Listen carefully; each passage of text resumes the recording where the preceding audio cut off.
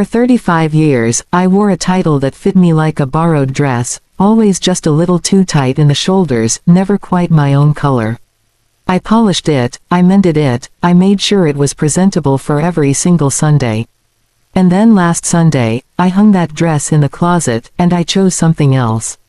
Something that felt like my own skin. Good evening, family. Come on in and sit down. Make yourselves comfortable. I want to talk to you tonight about a quiet revolution. Not the kind with shouting and signs, but the kind that happens in the soul, in the stillness of a Sunday morning when you finally decide to stop traveling a road laid down by someone else's map. Let me tell you about the smile. It wasn't just an expression. It was a tool, the most important one in the toolbox they gave me. They didn't hand it to me in a ceremony. There was no manual. You learn it by watching the women who came before you. You learn it by sensing the slight chill in a room when your face reflects something other than serene approval. You learn it the first time you voice a concern and you see your husband's patient sigh, the one that says, "Beverly, we must be careful not to stir the waters." The smile was the antidote to stirring. It was the oil poured on every potential trouble. I practiced that smile in the mirror of our first parsonage, a little bathroom with sea green tiles. I was 28. Robert had just been installed. The weight of the title pastor's wife was so new it felt like a coat 2 sizes too large. I would stand there and curve my lips just so. Not too wide. A wide smile could be read as frivolous. Not too slight. A slight smile could seem withholding or judgmental. It had to be a gentle curve, a silent benediction. It had to say, I am approachable but not familiar. I am happy but not giddy. I am strong but never stern. It had to hold a space for everyone else's emotion while giving none of my own away. That smile became my uniform. I put it on every Sunday morning right after my stockings and before my simple pearl earrings. I clicked it into place in the car before we walked into the fellowship hall where the smell of coffee and old hymnals hung in the air. The door would swing open and the performance began. "Good morning, Sister Williams, you look lovely today." And the smile would answer before my voice could. "Thank you, Brother Jones, so glad to see you. How is your mother's knee?" The smile was a shield and an invitation, a promise and a barrier all at once. It said, "I see you, I care for you, I am here for you." It also said, "You may not see me. Not the real me. That is not part of the service today." The expectations were not written down, but they were etched into the very air. They were in the way Miss Clara, my mother-in-law, would glance at my hemline. A silent measurement taken and filed away. They were in the way the older mothers of the church would call me child, with a tenderness that also put me firmly in my place. I was to be a living lesson in modest living. My home was never truly my own. It was the parsonage. It belonged to the church. Which meant any decoration, any color on the wall, any arrangement of furniture was a subject for public commentary. I chose a butter yellow for the kitchen once. A soft, cheerful color. Miss Clara visited for tea. She stirred her sugar slowly and said, "The light in here is quite strong, isn't it? Perhaps a more neutral tone would be less taxing on the eyes during committee meetings." Robert agreed. He said, "We must think of the comfort of everyone, Beverly." The yellow was painted over with a warm beige within the month. My smile that day as I thanked the volunteer painters from the men's ministry tasted like weak tea and surrender. The performance extended to my voice. I had a good singing voice. Once. A clear mezzo-soprano. In the choir at college I sang solos. But as pastor's wife my voice was to be used sparingly and always in support. I harmonized. I never took the lead. My speaking voice was to be soft, a gentle stream, not a river. I learned to lower my volume, to pitch my words in a calm, unwavering monotone that could soothe a crying baby or a disgruntled deacon with the same steady rhythm. Excitement was to be expressed with a light in the eyes, not a rise in pitch. Anger was unthinkable. Grief was to be dignified, a quiet clasping of hands, a single tear wiped quickly away. Too much emotion of any kind was a liability. It could make people uncomfortable. It could suggest a spirit not fully under control. I remember the first time I realized I was performing in my own dreams. It was a silly thing. I dreamt I was grocery shopping. And in the dream, as I reached for a loaf of bread, I caught myself thinking, is this the right kind of bread? Would the church ladies approve of this brand? Is it too extravagant? Too cheap? I woke up with a start in the dark beside my sleeping husband, and I felt a cold loneliness seep into my bones. When your performance invades your subconscious, when you are curating yourself for an audience in your own sleep, that is when you know the role has grown roots. Deep, deep roots that wrap around your very soul. The smile was the mask I wore, but the real cost was the isolation it created. I was surrounded by people, hundreds of them every week. They hugged me, they prayed with me, they broke bread at my table. Yet I have never felt more alone. Because the person they hugged, they prayed with, they broke bread with was Sister Williams. She was competent. She was comforting. She was predictable. They loved her. And I began to forget who I was outside of her. The real Beverly liked late-night old movies, the black and white kind with witty dialogue. She had a silly laugh, a snort that would escape if something was truly funny. She had questions about scripture that were messy, and unresolved questions about suffering and justice that didn't fit neatly into a Sunday school lesson. She sometimes wanted to spend a Saturday doing absolutely nothing of spiritual value. Those parts of me, those small, precious, authentic parts, one had to hide them away. They didn't serve the performance. They were backstage clutter. There is a particular exhaustion that comes from this. It is not the good tiredness of a day of hard work. It is a soul-deep weariness. It comes from the constant vigilance, the endless self-editing. It comes from laughing at a deacon's joke you've heard 10 times before. It comes from holding your tongue when a piece of gossip is shared disguised as a prayer request. It comes from nodding while your husband speaks from the pulpit about the virtues of a gentle and quiet spirit, and feeling his words like a weight pressing you further into a mold you did not choose. You smile and you die a little inside. Not a dramatic death. A small, quiet death. The death of a preference. The death of an opinion. The death of a spontaneous, unscripted moment. For years I told myself this was my calling. This was my sacrifice on the altar of ministry. I sanctified my own silencing. I called it humility. I called it support. I called it being a helpmeet. Those are good words, biblical words. But the enemy of our souls has a way of taking good words and using them to build very small cages. My cage was gilded with scripture and lined with the expectations of saints. And I, the bird inside, forgot that my wings were ever meant for anything more than looking decorative behind the bars. The performance demanded everything and gave back a hollow echo. I would pour out compassion and receive only thanks for fulfilling my role. I would offer wisdom and it would be attributed to the pastor's influence. I would spend days preparing for a church event and the credit would flow to the committee. I became a ghost in the machine of the church, a benevolent spirit whose function was to make the engine run quietly. Nobody thinks to thank the ghost. They just appreciate the lack of noise. And through it all, the smile. The damnable gentle curve of the lips. It was my face to the world and my prison wall. It told everyone I was fine. It told them nothing was wrong. It assured them the system worked. And in doing so it betrayed the woman behind it. It betrayed every stifled yawn of creativity, every muffled cry of frustration, every silent scream of loneliness. That smile was the greatest lie I ever told. And I told it 1,000 times a day. Until one day I looked in that same sea green tiled mirror now in our third parsonage, and I saw not my own face but the smile hanging there like a mask on a hook. And the eyes behind it were tired. So very, very tired. They were the eyes of a stranger. And in that moment a quiet thought formed, not in words but in a feeling. A deep resonant feeling that said, this is not living. This is performing. And the performance is killing me. That was the beginning of the end. Not with a bang but with a slow blink. A long look at a reflection I no longer recognized. The smile that day would not come. My lips would not curve. They simply rested in a line, a neutral tired line. And in the absence of the performance, in that raw unscripted face, I caught a glimpse for the first time in decades of someone real. Someone who didn't belong to the church or the title or the role.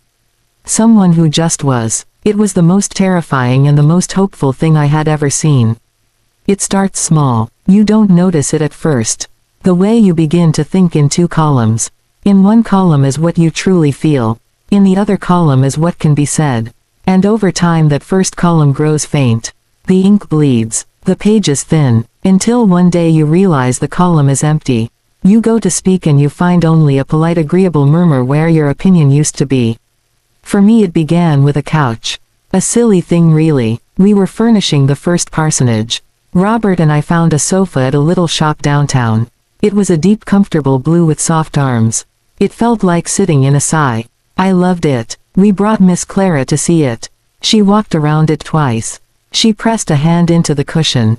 She said the color was a bit bold for a home that would host so many gatherings. She said a neutral taupe would be more forgiving. She said a pastor's home should not be a reflection of personal taste but a sanctuary of calm for all. Robert nodded. He said, Mother has an eye for these things, Beverly. We want people to feel at ease. My opinion about the blue sofa, about the feeling of a sigh, it got caught in my throat. It dissolved into nothing. We bought the taupe. A good practical color. The color of dust. That was the blueprint. My opinion was a potential disruption, a ripple in the still water of how things should be.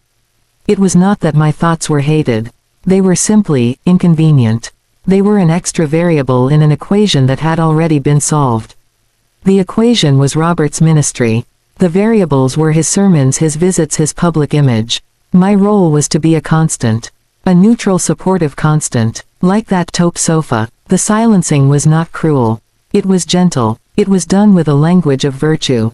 We must be wise. We must be discreet. We must not give the appearance of favoritism. We must consider the whole congregation. These were good principles, but they became bars on a window. I learned to filter every thought through this mesh of we-ness until the I in any idea was strained out completely. In church meetings I would sit often beside Robert at the head of the table. The deacons and the mothers of the church would debate the budget, the picnic, the roof repair. A thought would rise in me. A clear, sensible thought. I would feel the words form on my tongue. And then I would feel it, the pause. I would look at Robert's face, a face I loved. I would see the slight tension in his jaw, the quiet anxiety he carried that any disagreement could spiral. I would see Miss Clara at the far end of the table, her hands folded, her expression serene and waiting. My thought would bump against a wall inside me.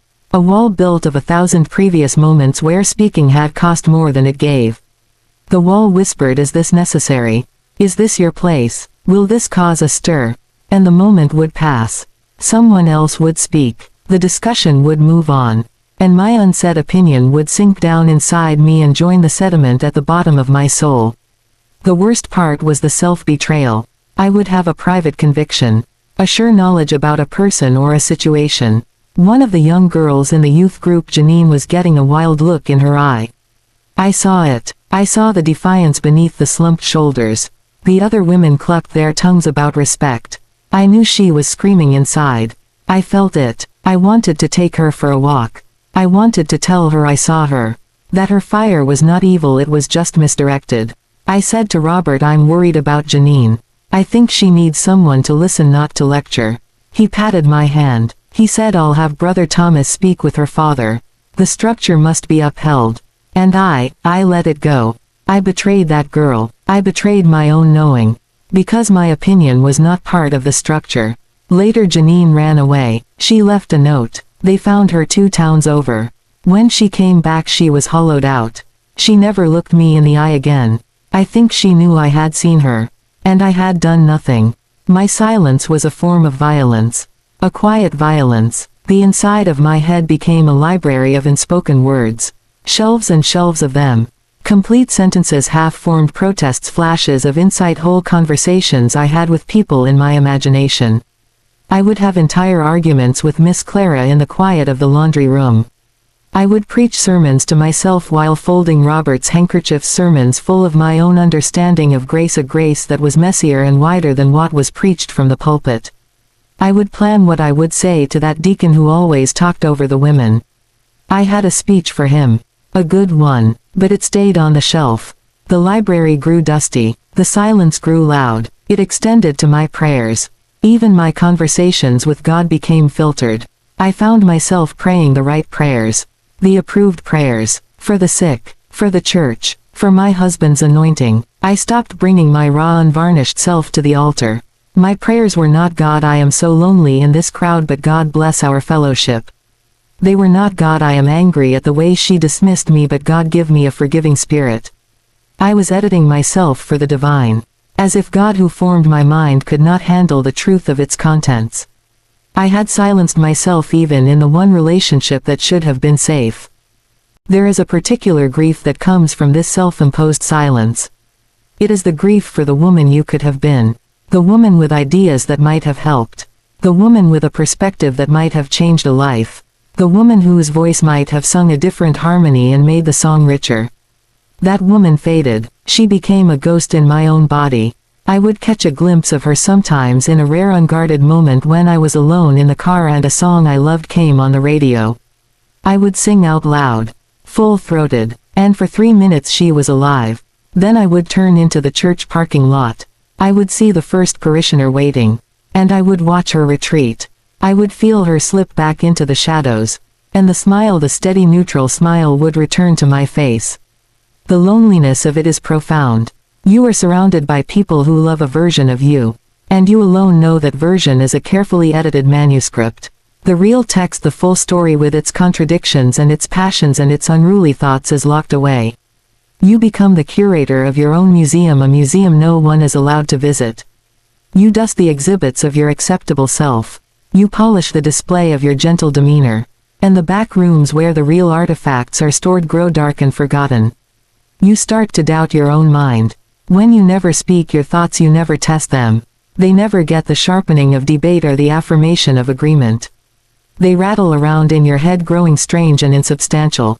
You think, was I right about Janine? Or was I just being sentimental? Is the blue sofa truly better, or is taupe truly more wise? Your own instincts become foreign to you. You lose trust in yourself. The compass inside you spins because you have refused to follow its needle for so long. You look to others to tell you what to think, what to feel. And they are happy to oblige. The silence becomes a habit. Then it becomes a nature. It is not a peaceful quiet. It is a heavy, dormant quiet. Like the quiet of a deep winter with too much snow. It blankets everything. It muffles all sound. Underneath, things are dying for lack of light. The landscape of your spirit becomes flat and monochrome. No peaks of joy, no valleys of despair, just a steady frozen plain. The breaking point for me was not a moment of speaking. It was a moment of listening. I was in a circle of women at a church retreat. They were sharing prayer requests.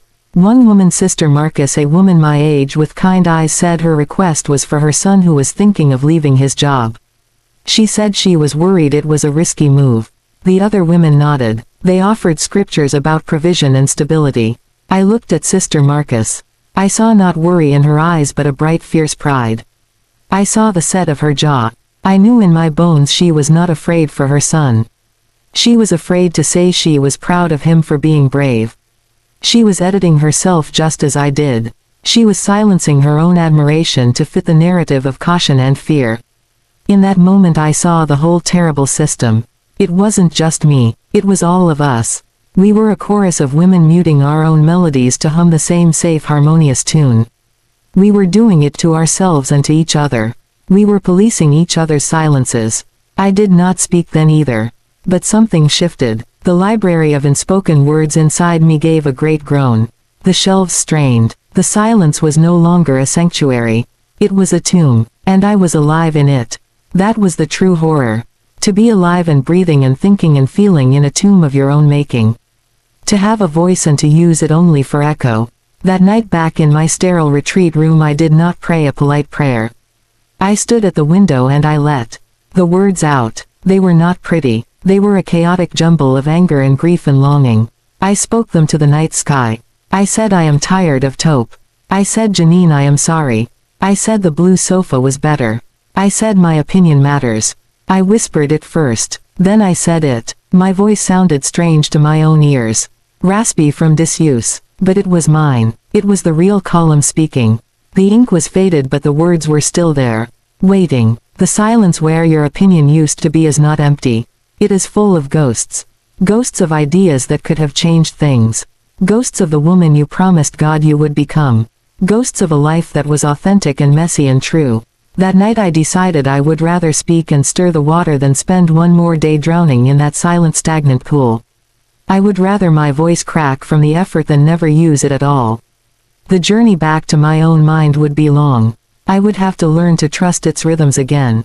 But the first step was to acknowledge the silence for what it was.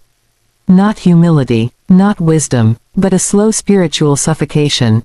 And I was done holding my own breath. They call it your ministry. They say it with such reverence. A sacred duty, a holy calling. They see you carrying the casserole dish covered in foil, your good pie plate with the scalloped edges, the stack of funeral programs you stayed up half the night to fold. They nod and say, "God bless you, Sister Williams. Your ministry is such a blessing." And you smile that soft smile and you accept the blessing. But deep down in a place you hardly dare to acknowledge, you begin to feel a chilling disconnect. The word ministry means service. It comes from love. It is supposed to be a channel of grace, both given and received. But what happens when the giving becomes a mandate? When the channel is expected to flow in one direction only? When your love is transformed into an endless list of obligations? It stops feeling like ministry.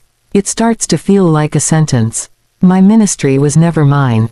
It was an annex to Robert's. An outreach program of the pastor's office.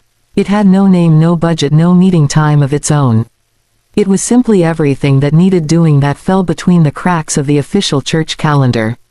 It was the phone that rang at 9 o'clock on a Tuesday night because Sister Patterson's nephew was in trouble with the law and she didn't want to bother Pastor with it. It was the endless parade of modest dresses and sensible shoes laid out on my bed for the daughters of families who couldn't afford Easter outfits. It was knowing which families needed a grocery bag left on the porch without a note, which teenagers needed a $20 bill slipped into their hand with a squeeze and a look that said, "This is just between us." It was the listening, my God, the listening, to marital troubles, to wayward children, to sickness diagnoses, to financial despair, to loneliness so profound it would leak from people's eyes and stain my good sofa. I held it all. I absorbed it. I was the shock absorber for the entire congregation's pain. And I did it willingly. At first, there was joy in it. A sense of purpose. To be the steady hand in the chaos, the soft place to land. That is what we are called to do, isn't it? To bear one another's burdens. But no one tells you what to do when the burdens become so many that your own spine begins to bow. No one teaches you how to bear a burden when your own arms are already full. The requests became expectations. The expectations became entitlements. My yes was assumed. My no was an unthinkable breach of contract. A spiritual failing. I remember the year of the Great Flood. Not a biblical flood, just a bad storm that sent water into the basement of the fellowship hall. The cleanup was a massive job. The men handled the heavy lifting, the pumps, the ruined drywall. My ministry was the food. To keep the volunteers fed. For 3 days I lived in the church kitchen. I made gallons of coffee, stacks of sandwiches, vats of stew. I sourced paper plates and plastic forks. I washed the one good percolator over and over. My back ached. My feet swelled. The steam from the sink kept my face in a perpetual flush. On the 3rd day Robert came into the kitchen for more coffee. He looked tired but energized. A leader among his men. He poured a cup and said, "This is what church is all about, Beverly." Everyone pulling together. He looked at me. "You're a trooper." Then he walked out. I stood there with a dish rag in my hand. A trooper. A soldier in the army of the Lord. And in that moment I didn't feel like a servant of God. I felt like the kitchen staff. Invisible, essential, and utterly taken for granted. My ministry was to keep the machine running so the real ministry could happen out there where the men were. It extended to our home. The parsonage was never closed. It was an extension of the church campus. People dropped by without calling. They brought their problems with them like a dish they needed you to hold while they tied their shoes. My private space, my sanctuary, was a public utility. I could be in my robe with my hair in rollers reading a novel for the first time in a month and the doorbell would ring. And I would have to transform. I would have to become Sister Williams again. The smile, the calm voice, the ready ear. My need for solitude, for simple uninterrupted quiet, was seen as a luxury the pastor's wife could not afford. My rest was not part of the ministry. Only my labor was. The most corrosive part was the spiritual theft. My own relationship with God became functional. It became about fuel. I would open my Bible not for solace or wonder but to find a verse to share with the woman who just found out about her husband's affair. I would pray not to commune but to compile a list of needs for others. My quiet time was not quiet. It was a planning session. My soul's nourishment was relegated to scavenging for crumbs while I prepared a feast for everyone else. I was starving at a banquet I had cooked with my own hands. They called it my ministry but I never got to define it. I never got to say this is where my gifts truly lie. I am good at administration. I can organize a closet or a calendar with a kind of peaceful efficiency. But my ministry was never about organization. It was about being all things to all people. I am not a natural counselor. Listening to deep trauma requires a strength I have, but it drains me to my very marrow. Yet because I was the pastor's wife, it was assumed I had the spiritual gift of mercy, the boundless patience of a saint. So I listened until my own spirit felt thin and translucent. I would hang up the phone after a 2-hour conversation and sit in the dark kitchen, my own thoughts completely scoured away. I had given away my mental and emotional energy until my account was empty. And there was no one making a deposit into me. Robert would come home from a day of visits and sermon preparation. He would be tired. He had given of himself. And my job was to recharge him. To provide a peaceful home, a hot meal, a sympathetic ear for his burdens. My ministry did not end when he walked in the door. It shifted focus. He was my primary parishioner. And his needs were always more urgent, more important than my own exhaustion. To speak of my weariness would be to fail him, to add to his burden. So I swallowed it. I added my own depletion to the library of silences. The gratitude when it came was never for me. It was for the office I held. Thank you for being such a wonderful pastor's wife. As if I were a particularly effective piece of church furniture. A comfortable pew. The praise was for the function, not the person. And criticism when it came was personal and sharp. The time I used store-bought rolls for the communion breakfast because I had been up all night with Mrs. Ellison's dying sister. The whispers about my lapse in hospitality. The time I forgot to send a card to a deacon's wife on her birthday because I was drowning in the logistics of the vacation Bible school. The slight coolness in her greeting for months. My ministry was a performance with brutal reviews and no accolades for the performer, only for the role. I began to feel a resentment so ugly it frightened me. I would watch Robert stand in the pulpit, his voice strong and sure, speaking of servanthood, of laying down one's life. And a bitter little thought would worm its way in. You lay down my life. Every single day, I would see the women of the church come to me, their faces lined with worry, and I would want to scream, do you ever see the lines on my face? Do you ever ask about the weight on my soul? But of course they didn't. That was not their job. Their job was to receive my ministry. My job was to give it. It was a one-way street. And I was lost somewhere in the middle of it, going in circles. The cup they talk about in scripture, my cup was not running over. It was perpetually upturned, pouring out. And no one was filling it. Not the church. Not Robert. I had to try to fill it myself in stolen moments that felt guilty and insufficient. A quick prayer in the car line. A psalm read over the sink. It was like trying to water a garden with an eyedropper. The ground of my spirit was parched and cracking. The turning point was a Tuesday. It's always a Tuesday, isn't it? The day nothing grand is supposed to happen. A young woman came to see me. She was new to the church. She sat in my kitchen and she cried. She cried about her job, her lonely apartment, her fear that she would never find a good man. I listened. I made tea. I offered the usual comforts. When she left, she hugged me and said, "Thank you, Sister Williams. You have such a beautiful ministry of helps. It sustains people like me." After she left, I didn't move. I sat at the kitchen table and looked at the 2 empty teacups. The word sustains echoed in the quiet room. It sustains you. What sustains me? The question landed with the weight of a stone. Who ministers to the minister? Who shepherds the shepherd's wife? The answer was a hollow, ringing silence. In that moment I saw the truth with terrible clarity. They called it my ministry, but it was my exploitation. A holy exploitation sanctioned by scripture and expectation. My love, my compassion, my labor were the unpaid invisible infrastructure of the church. I was the foundation buried deep in the ground. Everyone walked on me. Everyone depended on me to hold everything up. And no one ever saw me. No one ever wondered if the foundation was crumbling from the constant unacknowledged weight. That was the day I went on strike. A silent internal strike. I didn't stop doing. I just stopped believing the lie. I stopped calling it my ministry. I started calling it what it was, unpaid emotional and domestic labor required by the position. The holiness had been scrubbed from it. It was just work, hard, endless, draining work, and seeing it plainly was the first step toward my freedom. Because you cannot change a situation you have sanctified. You have to desanctify it first. You have to see the chains even if they are made of gold thread. I began to practice small acts of reclamation. I bought a teacup for myself. One beautiful cup with primroses on it. Not for company, for me. I would use it for my own tea in the afternoon. A tiny statement that my nourishment mattered too. I started saying no, not to crises but to conveniences. No, I cannot fold the bulletins this week. No, I cannot host the committee meeting here.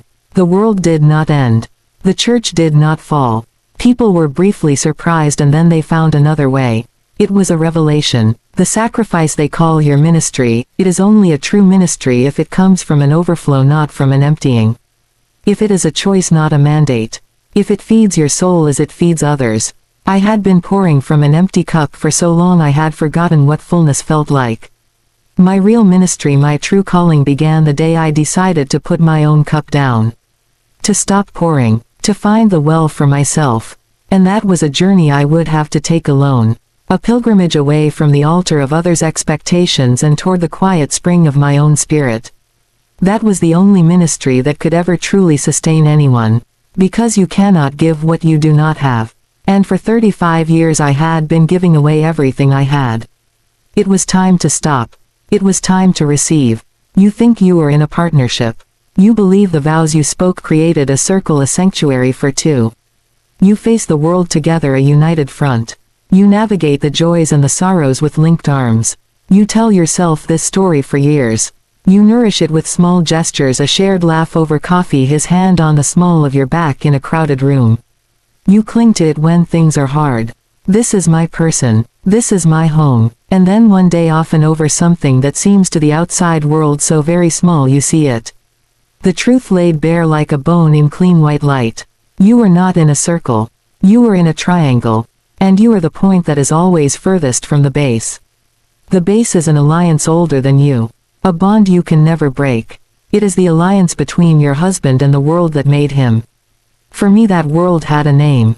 It had a face. It was Miss Clara, but it could be anything. A family legacy, a career, a church, an idea of himself he cannot release. In that moment you understand you were never the partner. You were the necessary addition. The acceptable accessory to the primary project of his life. I saw it in the study. The dark paneled room that smelled of old books and lemon polish. The room where Robert prepared his sermons, where he wrestled with God. I had always seen it as a sacred space. Our family's holy of holies. That night it felt like a courtroom. I stood before his desk, the anonymous letter in my hand, a flimsy piece of paper that carried the weight of a stone. I had just shown it to him. I watched his face. I didn't see shock at the accusation against Lynette. I didn't see pastoral outrage at the poison seeping into his flock. I saw calculation, a swift subtle shifting behind his eyes. He was not assessing the truth. He was assessing the threat. Not the threat to Lynette's spirit, but the threat to the equilibrium of his kingdom. His mother's kingdom. His first words were not about the girl. They were about the letter. Where did you find this?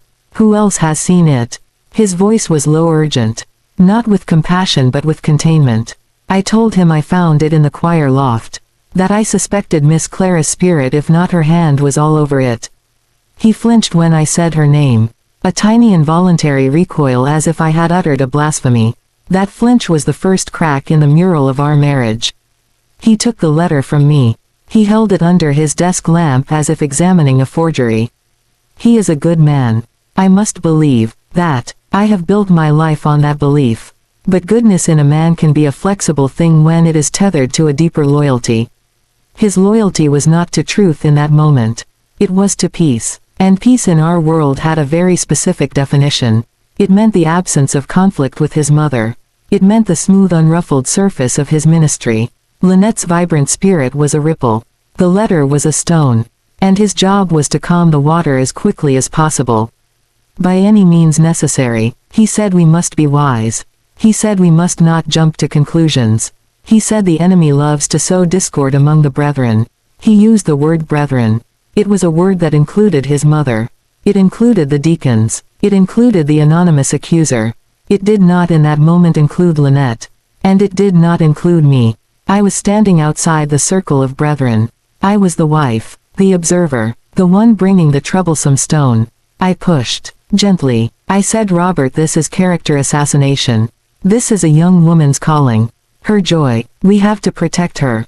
He looked at me then with a patience so vast it felt like condescension. Beverly, he said, you have a tender heart. But we must think of the whole church. We cannot appear to take sides. His mother's phrase, take sides, as if morality had teams and we were the referees. And then he said it. The sentence that cleaved my life in two. Mother, he said, is only concerned for the integrity of worship. She feels the girl's presentation has become a distraction. She mentioned it to me last week. Silence. The air left the room. Last week. He had known. He had known of his mother's disapproval, her brewing storm. And he had said nothing to me. He had watched Lynette sing her heart out last Sunday. He had even complimented her afterward. And all the while he was carrying his mother's criticism like a secret verdict in his pocket. He was in counsel with her. He was aligned with her. They had discussed it. They had a shared perspective, a private understanding. And I, the woman who shared his bed, his name, his life, was on the outside of that understanding. I was the last to know. I was the one being managed. In that moment I saw the architecture of my life with a terrifying clarity. I was not the co-builder. I was a tenant in a house whose blueprints were drawn long before I arrived. The foundation was his filial duty. The load-bearing walls were his mother's expectations. I had been allowed to choose the curtain fabric, to hang pictures on the walls, to make it feel like a home. But I could not move a wall. I could not question the foundation. And now the architect was pointing out a flaw in my decorating. A vibrant girl was a splash of the wrong color. And the owner of the house was agreeing with her. The alliance was not about love. It was about identity. His identity as a good son, as a respectable pastor, was forged in the furnace of his mother's approval. To defy her was to fracture himself. To question her judgment was to destabilize the very ground he walked on. I represented a different world. A world of my own making. A world where a woman's spirit could be celebrated, not controlled. Where loyalty was to truth, not to tradition. I was asking him to choose between his foundation and his furniture. And I finally understood I was just furniture. I did not yell. I did not cry. A profound coldness settled over me. I looked at my husband of 35 years. I saw the boy in him desperate for his mother's nod. I saw the pastor fearful of scandal. I saw the man who loved me in his way but loved the version of himself she had created more. The alliance was his prison too. But he was the warden as much as the inmate. And he expected me to be a trustee. I asked him what he intended to do. My voice sounded foreign to me, flat, distant. He said he would bring it to the deacons. For prayerful discernment. He would not reveal the letter's contents as fact, only as a concern that had been raised. He would handle it. He used that word, handle, like a problem, like a leaky pipe. He would handle Lynette. He would handle his mother's displeasure. He would handle me by assuring me it was under control. I was just another element to be managed. I turned and left the study. I walked down the hall past the photographs of our life together. Our wedding, his ordination, church anniversaries. In every picture I was smiling that smile. Standing slightly behind or beside him. A supportive presence, a part of the tableau. But I was never in the center of the frame with him. The center was always his calling. And now I saw that his calling was a family business. A dynasty. And I was the hired help who had married in. That night in bed he reached for me. A habitual gesture of comfort or connection. His hand on my shoulder. I did not pull away. But my body went rigid. A silent stone beneath his touch. He felt it. He whispered my name. Beverly. A question. I said nothing. I stared at the ceiling. The alliance was a tangible thing in the room now. A third presence lying between us in the bed. It had always been there. I had just refused to see it. I had called it respect. I had called it family closeness. I had made excuses for the private conversations, the shared glances, the way her opinion was the final scripture on any matter. Now I saw it for what it was. A betrayal. A primary loyalty that rendered my vows secondary. The days that followed were a study in silent observation. I watched him prepare for the deacons' meeting. I watched him choose his words with the care of a diplomat negotiating a truce. Not between right and wrong but between two factions. His mother's faction and the faction of, what? Decency, truth. That faction had no name. It had only me, and I was not a faction. I was his wife, or so I had thought. I attended the meeting. I sat in my usual chair. I watched Miss Clara. She was serene, a pillar of calm. She nodded as Robert spoke his careful non-accusatory words about ensuring the focus of worship remains on God. She said amen softly at the right moments. She was the author of this drama, and she was also the most respected critic in the audience. The deacons, men of God but also men of the community, men who respected Miss Clara's long tenure, looked from her to Robert and back. The outcome was inevitable. Lynette would be asked to step back. For the peace of the body. The alliance had won. It had preserved its peace. Its integrity. It had sacrificed a young woman's joy on the altar of its own consensus. I did not look at Lynette when the decision was gently conveyed to her. I could not bear it. To see the light dim in her eyes would have been to see my own extinguished 35 years earlier. I had been a Lynette once. Full of my own music. And I had been asked to step back. To harmonize. To be less so that others could be comfortable. The alliance had broken me in. Now it was breaking her. And my husband, its steward, was the one handing her the sentence. That was the moment the marriage ended. Not legally, not even visibly, but in my soul. The cord was cut. The alliance had shown itself to be the primary relationship. I was ancillary. I had spent a lifetime pouring myself into a vessel that had a slow, steady leak at its base. The leak was his need for her approval. I could never fill it. I could never repair it. My love, my support, my loyalty was not the sealant required. That could only come from within him. And he saw no leak. He saw only the holy water the vessel was meant to hold. From that day forward I shared a house with a man I no longer recognized as my partner. I saw a son, a pastor, a keeper of the peace. I felt a devastating pity for him. He was as trapped as I was. But he loved his cage. He believed it was the whole sky. And I could no longer live in that cage with him. The vision of the alliance broke the last illusion. There was no we at the center. There was a they, and I was on the outside. Alone. But in that aloneness for the first time I felt a terrifying and clean sense of truth. I was no longer betraying myself by pretending the triangle was a circle. I could see the geometry clearly. And seeing it was the first step to walking out of its shape forever. After the clarity comes the quiet.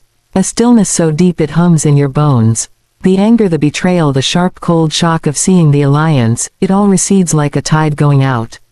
And what it leaves behind is not sand. It is a vast empty beach of pure unadulterated grief. But this grief is not for him. It is not for the marriage you are losing. It is a more profound, a more devastating mourning. It is the grief for the woman you were supposed to become. The one you buried alive on your wedding day. The one you silenced in committee meetings. The one whose favorite color was not taupe. You stand at the edge of this emptiness and you realize you are mourning a ghost. A ghost that is yourself. It begins in small ways. You are washing a teacup, the one with the primroses. The water is warm on your hands. You look out the window at the maple tree. And a memory surfaces, not a big one. A tiny fragment. You are 16. You are lying in a field of grass behind your grandmother's house. The sun is on your face. You are reading a book of poetry. A line about wild geese. You feel a yearning so vast it feels like the sky itself is inside your chest. You wanted to write. You wanted to capture that feeling of the grass and the geese and the endless blue.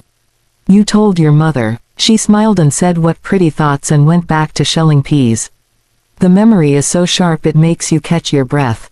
Where did that girl go? The one who felt the poetry in her bones.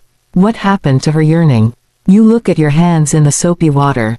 They are capable hands. They have cooked 10,000 meals, folded 10,000 bulletins, held 10,000 trembling ones. But they have not held a pen to write a poem in 40 years. The grief for that girl is a physical ache. A hollow place right under your ribs. You walk through your own house. The parsonage. You see the furniture chosen for durability, for neutrality. You see the walls the color of parchment. You see the absence of yourself in every room. There are no paintings you loved too much to leave behind. No quirky collections from travels you never took. No photographs of you alone laughing with your head thrown back. The house is a museum of your absence. And you, the curator, are finally seeing the exhibit for what it is. A shrine to your own erasure. The grief is not angry. It is tender. It is the tenderness you would feel for a lost child. You want to take that 16-year-old girl by the hand and say, I am so sorry. I lost you. I got so busy building a life for everyone else that I forgot to save a room for you. It comes at night, in the dark beside his sleeping form. You lie there and you inventory the losses. Not the losses he inflicted. The losses you permitted. You gave up your voice. You surrendered your taste. You abandoned your curiosity. You traded your quirky laugh for a gentle smile. You made your mind small to fit inside the space they allowed. You made your spirit quiet to match the decibel of their comfort. You did not go to graduate school because he was called to his first church and a pastor's wife with a career was a complicated thing. You did not take that trip to New Orleans with your sister because it was during revival week and your place was by his side. You did not plant a garden of bright unruly flowers because the church lawn was kept pristine and your plot should match. Choice by choice you pruned yourself back. You became a bonsai version of a woman. Small, contained, pleasing to look at. And you called it sacrifice. You called it love. Now you see it was a slow spiritual suicide. And the grief is for the life that was lost. The life of the woman who was not a bonsai. The woman who could have been a great sprawling oak. Messy with leaves providing deep shade for people she chose. Strong in her own right. What would her voice have sounded like if she had used it? Not the gentle modulated tone of Sister Williams but the real voice. The one that could argue a point. That could tell a ribald joke. That could sing off-key and loud in the car. Who would she have loved if she had not been tasked with loving everyone? What passions would have burned in her if she had not spent all her fuel warming the house of others? You think of the paths not taken. The teaching certificate half finished. The idea for a community kitchen you sketched on a napkin once, an idea Robert said was wonderful but perhaps too ambitious for now. The friendship with the lively woman from the library you let fade because Miss Clara remarked she seemed a bit worldly.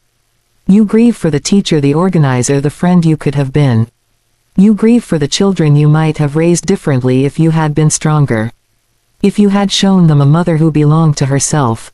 You look at your own sons, good men, kind men, but men who unconsciously expect their wives to shrink as you did. You grieve for the lesson you taught them. You grieve for the chain you may have helped to forge. This grief is a solitary thing. It cannot be shared. To speak of it to him would be to speak a foreign language. He would see only regret for their life together. He would be wounded, confused. He would try to point to the good years, the shared purpose. And he would be right. There was good, there was purpose, but it was built on the burial ground of yourself. How do you explain that the foundation of the life you built is the tomb of the life you wanted? You cannot, so you carry the grief alone. A silent companion. It walks with you to the grocery store. It sits with you in the choir loft. It whispers to you during the sermon. You could have been, you should have been. There is regret, yes, but deeper than regret is a longing. A homesickness for a self you never got to know. You catch glimpses of her in dreams. In dreams you are never at church. You are by the ocean. You are in a city you've never visited. You are laughing with people whose faces are blurred but whose energy feels like your own. You wake with a start. The longing is so acute it is a pain. It is the pain of a phantom limb. The limb of your own potential. Amputated long ago, and now you can feel it itching. Aching. You look in the mirror. You look past the smile lines, past the gentle eyes of Sister Williams. You look for the girl from the field. You look for the fire. It is not gone. It is banked, covered in the ash of decades of compliance. But you see a flicker. Deep in the pupil, a stubborn ember, and the grief twists. It becomes not just sorrow for what was lost but a fierce protective love for what remains. That ember, that tiny unextinguished light. You realize you have been grieving a ghost while a part of her is still here. A captive in this body, in this life. The tears come then, not the quiet tears of a pastor's wife comforting others. These are heaving sobs that come from a cellar deep inside you. A cellar where you stored all your discarded selves. They are ugly tears. They have no grace. They are for the blue sofa. They are for Janine. They are for the poetry book left in a field. They are for the trips not taken, the words not spoken, the laughs suppressed. They are for every time you said we when you meant I. They are for every time you made yourself smaller to make his world larger. You cry for the waste. The beautiful terrible waste of a woman. And in the middle of this weeping a strange thing happens. A warmth. A sense of company. You are not alone with your grief. You are being joined by the very ghost you mourn. She is not angry. She is sad with you. She understands. She knows you did what you thought was right. What you were taught was love. She puts a phantom hand on your heaving shoulder. She says it is okay. She says I am still here. We are still here. The grief does not disappear. It changes. It loses its bitterness. It becomes a clean sad river. And you must wade into it. You must feel its cold current. You must mourn properly. You must hold a funeral for the life you didn't live. There is no casket, no hymns, just you in a quiet house finally acknowledging the death of a dream you never even dared to fully dream. This is the necessary work. The bridge between seeing the truth and walking toward a new one. You cannot build a new life on the rubble of the old if you do not first mourn the beautiful rooms that are gone. Even if those rooms were never built, you must mourn the blueprint, the potential, the ghost, so you allow it. You spend days moving through your life as a mourner. You perform your duties but your heart is at a graveside. You are gentle with yourself. You buy a journal, a simple blank book, and you begin to write. Not for anyone, not even for God, for the girl in the field. You write about the maple tree. You write about the taste of weak church coffee. You write about the feeling of the taupe sofa against your skin. The words are clumsy, they are not poetry, but they are yours, and with each word you feel a piece of that ghost slip from the shadows and into the light. You are not bringing her back to life. You are recognizing that she never died. She was just waiting, patiently, all this time, waiting for you to stop and turn around and finally see her.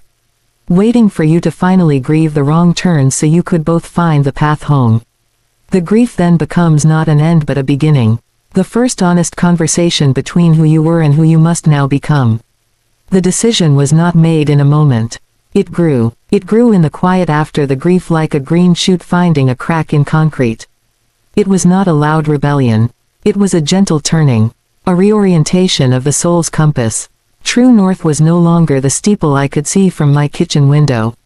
True north was the quiet pulse I felt in my own wrist when I sat very still. And so when Sunday came it was not an act of defiance.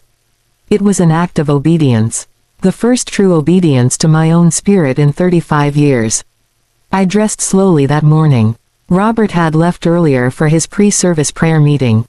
The house held that particular Sunday silence, a hollow expectant quiet. I stood in my closet. My hands did not reach for the navy suit, the modest pumps. They bypassed the uniform entirely. They went to the back to a garment bag seldom used. Inside was a dress of deep plum. I had bought it years before for a cousin's wedding, a splash of color I felt guilty for loving. I had worn it, once. I took it out. I let the soft fabric fall over my hands. Then I put it on. It felt like a whisper against my skin. A secret. I looked in the mirror. The woman who looked back was unfamiliar. The color did something to my eyes, brought out a light I had forgotten was there. I did not look like Sister Williams. I looked like Beverly. Then the hat. It was not a church hat. Not a Greater Harvest Baptist Church hat. It was a hat I had seen in a boutique window months ago, a foolish impulse buy. It was a rich cream color with a small neat brim. And on the side a single deep crimson feather. It was not loud, but it held a quiet assertion. It said, "I am here." I placed it on my head. I adjusted it just so. In the mirror I saw a woman going somewhere. Not just to a service. On a pilgrimage. I did not take a purse with a Bible and 3 pens and a notepad for prayer requests. I took a small clutch. I put inside it a simple leather-bound Bible my grandmother had given me at confirmation. A tissue. A lipstick. It felt absurdly light. I was used to carrying the weight of the congregation in my bag. This morning I carried only what I needed. I walked out of the parsonage. I did not look back. I got into my car. The engine turned over with its usual reliable sound. But the direction I pointed it was different. Instead of turning left toward the familiar parking lot, the flood of greetings, the performance, I turned right. I drove through streets I knew like the lines of my own hand, but today they looked different. The morning light fell at a new angle. The houses seemed to be watching me holding their breath. My hands were steady on the wheel. My heart was a quiet drum in my chest. Not racing, beating a steady purposeful rhythm. I drove across town, past the business district, past the park, into a neighborhood of older homes with wide porches. I had looked up the address but I had never visited. It was a smaller church built of warm brown stone with a modest sign out front. Community Fellowship. I parked on the street, not in a designated spot. I sat for a moment. I watched people walking in. They were couples, families, a few older women alone. They moved without the weight of expectation I was used to. There was no frantic greeting, no scanning of the crowd for who was missing, who was upset. They just went inside. This was the moment of greatest fear. The threshold. The door of the car felt like a barrier between two worlds. One world known and suffocating. The other world unknown and terrifying in its openness. I took a breath. I touched the feather on my hat. A silly anchor. Then I opened the door. The air outside smelled of cut grass and morning. I walked up the path. No one recognized me. No one called out Sister Williams with that blend of affection and demand. I was a woman in a plum dress and a hat. A stranger. The anonymity was a balm so sweet it nearly brought tears to my eyes. I was invisible. I was free. I entered the narthex. It was simple. A table with bulletins. A smiling older man handed me one. "Good morning," he said. "Welcome." Just that. Welcome. Not "welcome, sister." Not "praise the Lord." Just welcome. I took the bulletin. I murmured "thank you." My voice sounded small to my own ears. Then I faced the sanctuary. The doors were open. I could see the pews, the simple cross at the front, a stained glass window of a dove. My legs felt weak. This was the true walk. The walk to a different pew. For 35 years I had a seat. The first pew on the left. A place of honor and of scrutiny. Every eye could see me.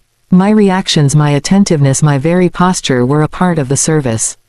Now I had to choose. Where does a woman with no title sit? I walked slowly down the aisle. I felt exposed. I passed families. I passed couples. I came to a pew. About 2/3 of the way back on the right-hand side. It was empty. It was under the stained glass dove. A splash of colored light fell on the dark wood. I slipped in. I placed my clutch beside me. I arranged my dress. I looked straight ahead. I was just a woman in a pew. The simplicity of it was overwhelming. People filled in around me. A young family with a fidgety little boy sat in front of me. An older couple with kind eyes nodded to me from across the aisle. No one tried to engage me in conversation. No one assessed my hat. I was left in a beautiful, peaceful aloneness. The service began, not with a rousing processional but with a simple chord on a piano. The music was unfamiliar, a modern hymn. The words were about grace being a vast ocean. The congregation sang. Their voices were not the powerful trained choir of Greater Harvest. They were uneven, sometimes off-key. They were human. I opened my mouth. No sound came out at first. I had not sung for myself in so long. I listened. I let the words wash over me. Grace, grace, God's grace. Then a note, a soft one, found its way from my throat. It felt strange, like using a muscle long dormant. I sang a little louder. No one turned to look. No one cared if the stranger in the plum dress could carry a tune. I was singing for an audience of one. And for myself. They took communion. The elements were passed down the row. A simple plate of crackers, a tray of small cups. When it came to me, I took it. I held the cracker. I held the cup. In my old life I often helped serve. I was focused on the logistics, on making sure everyone was included, on the solemnity of the ritual. Today I simply partook. I ate the bread. I drank the juice. It tasted the same, and yet entirely different. It was a gift offered to me, not a duty I facilitated. The difference was everything. The pastor preached. He was a young man. His sermon was not elegant. He stumbled over a few words. But he spoke about the love of God as a liberating force. He said God does not call us to cages of expectation but to wide open fields of grace. He said sometimes holiness looks like leaving a place that has become a prison, even if that place is a church. My breath caught. It felt like a message meant just for me, whispered on the colored light from the dove. I did not take notes. I just listened. And for the first time in decades I heard a sermon not as a pastor's wife critiquing the delivery or noting the scripture references but as a soul hearing a word. A word of permission. When the service ended I did not hurry out. I did not need to stand at the door and shake hands. I sat for a moment as people filed out. The young boy in front of me had dropped his toy car. I picked it up and tapped his mother on the shoulder. She turned. "Thank you so much," she said with a warm smile. Her eyes lingered on my hat for a second. "I love your hat," she said. "It's beautiful." It was a compliment, not an assessment, not a judgment on its modesty, just an appreciation of its beauty. "Thank you," I said, and I meant it. I stood and walked out slowly. The man at the door shook my hand again. "Hope to see you next week," he said. It was an invitation, not a presumption. I nodded. "We'll see," I said, and I meant that too. I walked back to my car under the wide sky. The weight I had carried for 35 years, the weight of being known and seen and judged and needed, it was gone. In its place was a lightness that felt like floating. I was not elated. I was peaceful, a deep river of soul peace. I drove home. The familiar streets looked the same, but I was different. I had crossed a border and there was no going back. I walked into the parsonage. Robert was in his study. He heard me come in. He came out. He looked at me. He saw the dress. He saw the hat still on my head. His eyes widened just a fraction. A flicker of confusion, then a veil of pastoral calm fell over his face. "How was service, Beverly?" he asked. His voice was careful. "It was peaceful," I said. And I kept walking down the hall. I took off my hat. I placed it carefully on my dresser. I looked at it. The crimson feather seemed to glow in the soft light of my room. It was not a flag of victory. It was a marker, a stone of remembrance, like the stones Joshua told the Israelites to take from the Jordan River. To remember the crossing. That was my walk to a different pew. It was not a dramatic exit. It was a quiet arrival. I did not leave my husband that day. I left a role. I left an assignment. I walked away from the performance. And I walked into a space where I was simply a woman in need of grace. A woman who could finally hear the still small voice because she had stepped out of the whirlwind. It was the most powerful silent stand I ever took. Not against anyone. For myself. For the girl in the field. For the woman in the plum dress. For the ember that refused to go out. The walk was short in distance. A few miles by car. A few steps down an aisle. But it was the longest, most courageous journey of my life. And I took it alone. And in that aloneness I found I was never truly alone at all. I was finally in the presence of my own soul. And that for the first time in 35 years was enough. So that was my crossing. My quiet exodus. Not with a parting of seas or a pillar of fire. But with a choice of fabric. A turn of the steering wheel. A walk to an empty pew under the light of a stained glass dove. They will call it a leaving. And in a way, it is. I left a title. I left a seat that was never truly a seat of honor, but a seat of scrutiny. I left the relentless hum of expectations that had become the background noise of my soul. But more than that, it was a returning. A homecoming to a self I had left behind in a sun-drenched field long ago. I am learning, even now, to speak her language again. To recognize her wants, which are simple things, a quiet hour, a poem that makes her cry, the courage to say, "This is not for me." To honor her no's, which are not rebellions, but boundaries, the fences every soul needs to grow a private garden. This is not the end of a story. It is the beginning of a different kind of faithfulness. One that is less about duty and more about devotion. Devotion to the truth that God did not breathe life into me merely to make me an accessory to someone else's calling. The Almighty does not create supporting characters. In His eyes, we are all leads in our own holy narratives. To you sitting with me in this quiet space, perhaps you see your own reflection in my story. Perhaps you feel the ache of a forgotten dream, the weight of a role that fits too tightly, the silent alliance in your own home that leaves you on the outside. I am not here to tell you to walk out. I am here to tell you to listen in. Listen to the woman underneath the title, the wife, the mother, the daughter. The caregiver. What is she whispering? What color does she long to wear? What unspoken opinion is begging for air? Your journey may not lead to a different church. It may lead to a different chair by the window. To a class you sign up for in secret. To a sentence you finally speak aloud at the dinner table. To the reclaiming of your maiden name in your own heart. The form doesn't matter. The courage does. The power was never in the title they gave me. It was in the silence I finally broke, the silence I kept with myself. The moment I stopped narrating my life in the voice of Sister Williams and dared to write the next chapter in the hesitant, truthful voice of Beverly. Last Sunday, I went to church for me. And in the sacred quiet of that unfamiliar pew, after a lifetime of saying, Amen, to everyone else's prayers, I finally heard the one my own soul had been waiting to utter. It was soft. It was sure. It was the quietest, most powerful word I have ever spoken. Amen. Let it be so.